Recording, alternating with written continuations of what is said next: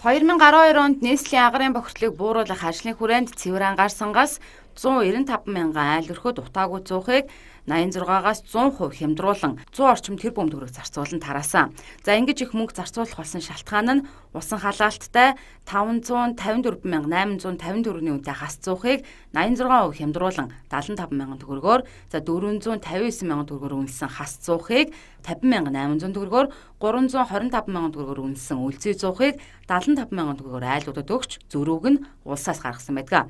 За тэгвэл өндөр үнэтэй эдгээр зуухыг өнөөдөр айлууд хэрэглэж байгаа эсхийг бид хамгийн олноор төслийн зуух тарагдсан Баянгол дүүргийн 16 дугаар хорооноос тодрууллаа. 204 өрх хариуцдаг. 204 өрхөөс 180 айл нь төслийн зуухтай. 180 айлын бүртгэл байгаа юм байна. Яг хэрэгжилж байгаа эсхтэр нь жишээ нь хорооноос хяналт тавьдаг уу? Тавьдаг. Бид нар үргэлж очиж үздэг штэ. Тэгээд ямар төлөө нүрс төлж яана, яаж яана гэсэн ард иргэдийн бас саналыг авдаг. Тухайн үедээ үйлдвэрлэгч нар нь утаагүйгийнх тодтголтой энэ зуухандаа шахмал түлш төлвөл дулаанаас сайн барихаас гадна утааны хоруу чанар нь багасна гэж ам уралдан магтаж байсан.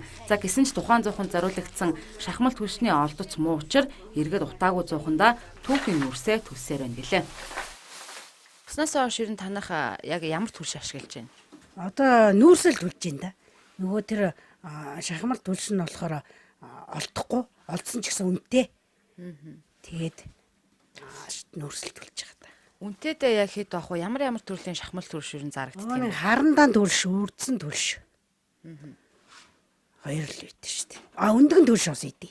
Өндгөн түлш.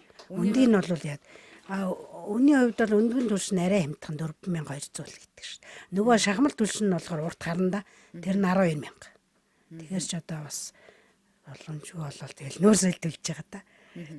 Олдсон хэрэг байдаг юм бэ? Ховор юм билээ.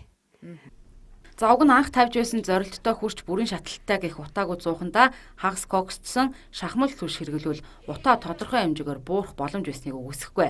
За гэсэн ч энэ зууханд зориулагдсан, сайжруулсан шахмал түлшний үйлдвэр зуух тараахтайгаа зэрэгцсэн баригдсан ч эд шидээ үзүүлж чадлаггүй зогссон байдаг юм а.